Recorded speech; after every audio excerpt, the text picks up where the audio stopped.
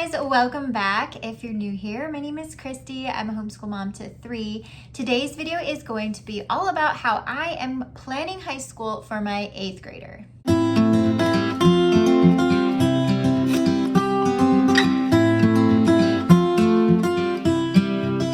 So recently I've gotten the question about planning for high school, how I am planning for high school, if I am all planned out for high school, and that sort of thing. So I thought I would film a video about kind of where we are at as far as planning for high school as of now. So my daughter's going to be in 8th grade next year, so we are definitely looking forward to high school and kind of trying to roughly plan out kind of our path. There are a lot of variables still with her and kind of the path we're going towards, but I do have kind of a rough idea. So first I want to talk about this sheet here. So I printed this off. This is actually a free download and I don't remember where I got it, but I will link it down below for you so you guys can check it out. But it's just a free 4-year high school plan. So this is not going to be kind of like a tracker per se, like with semesters and grade point averages and credits and all of that. It's just a rough kind of 4-year outline.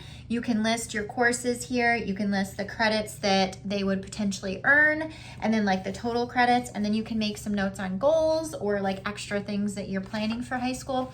So I wanted to kind of just share with you what we have so far. We are in Michigan, and so the credits are typically around 18 to 22 credits. The minimum is 18, but I also have seen that it's 22, so I'm not entirely sure exactly which one it is as of yet, but with our plan, our rough plan, and without even feeling overloaded, we definitely exceed that. So I'm not too worried about that as long as she has, at least 22 or 18, I'm good with that. So she is required to take 4 years of English. She's required to take 4 years of math. She's required to take 3 years of science and 3 years of social studies or history. And then there are a couple other little requirements in there: health, PE, foreign language, visual arts. They like her to have an online learning experience, so like an online course of some kind. There are also a couple more specific requirements as far as like what maths and some other subjects that she has to do. So for math, she has to do Algebra 1, Geometry, and Algebra 2 at some point in her high school career. So for 9th grade, she has an English course. I have not decided on like particular curriculum that I'm using as of yet. That's definitely going to be kind of a year by year basis, I feel like, and what I feel like she needs, or in like I'm going to change that up. So I don't have a particular course for any of these, but I do know she's going to be taking an English course of some kind. She's going to be doing Algebra 1. She's going to be doing Biology 1. She's going to be doing a year of American history. She's going to take a half credit of health. She's going to take a full year of some kind of foreign language, and she's going to take a half credit of physical education for that year. So I'm not, like I said, particulars are not set as of yet, but roughly that's kind of the path we're going for 9th grade. She is right now, her goal is a field in science, kind of. She's kind of focused on zoology, but there are also some other options. She's not 100% settled on what she wants to do after high school. So as of right now, it's zoology driven. So I am planning a lot of biology sciences for her for high school. And I'm also planning on an extra year of science for her senior year. So even though she's required for 3, we probably do 4 if she decides to go for that science field. So that is 9th grade. And if she does the 9th grade, she's going to have about 6 to 7 credits. I saw something about the online learning experience being an extra credit, but it could be partnered with one of her main courses. So as far as I'm concerned, she's probably, if Denison works out for her, and whether it does or not, she's probably going to be in some kind of video or online math course, I would think, in 9th grade, whatever it is. So I think that will take care of that as well. Moving into 10th grade, so she's going to have an English of some kind. She'll go in geometry, And then this will be her chemistry year. And then she's going to do world history. And then she's going to do some kind of visual arts course. So in Michigan, you can actually substitute out 1 year of foreign language, 1 foreign language credit. So you're supposed to have 2, but one of those credits can be an extra visual arts credit. So I think she's gonna do that because she has more interest in visual arts than she does in learning a foreign language. So I think she's gonna sub that out, and then she'll have an elective of some kind. So I don't know, she'll have at least 1 elective of some kind. She might have more than that if she has some interest in something else, but that elective is not determined yet. And then she's gonna take another half credit of physical education. So physical education is a little bit iffy on how you count that, but as long as she's doing active things, like she's in archery, which is an active sport, maybe she could take like a fitness class or something. I don't know, something like that will get her those credits. So she has about 6.5 to 7.5 credits for 10th grade. Okay, so going into 11th grade, she's going to take an English course. She's going to take Algebra 2.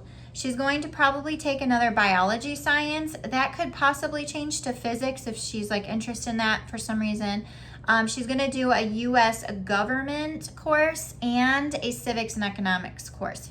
So either I'm gonna get something that partners both of them, or there'll be like a half credit for government and a half credit for economics. Then she's gonna do another fine arts course of some kind, and then a couple of electives. Probably at least 2 electives. So she'll be getting about 7 credits for her 11th grade year. So as you move on up, it kind of like the workload decreases because the requirements decrease, and she can kind of focus more on things that she loves or is interested in. Work experience is a really important thing, and I want her to have that as well. So lightening up her school day is going to probably be one of our things, because I want her to have work experience. I want her to have outside opportunities. So for her senior year, this is the one that is the most up in the air right now, just because, again, I'm not sure her focus and her goal, her ultimate goal yet. So she's going to have an English course. I am going to have her do a consumer math course her senior year, which I think will be really useful for her in learning life math.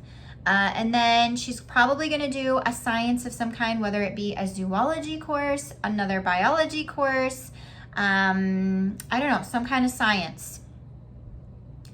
And then she'll have at least 2 electives, probably more, depending. So she'll have about 5 credits, maybe, for her senior year, maybe more.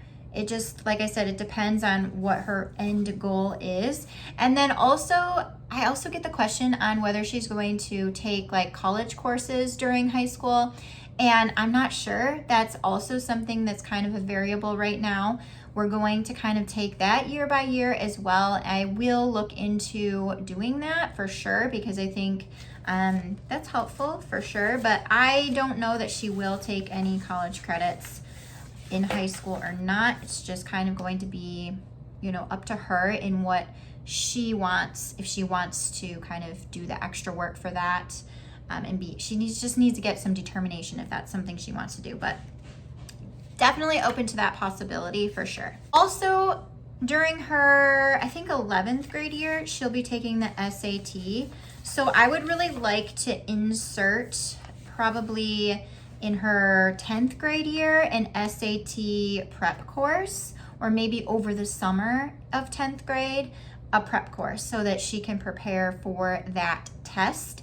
And we will probably be taking that through the school at some point. I actually think I saw that they do the SAT online now, like there's an online option, so that would be really cool if she didn't actually have to go take it in person.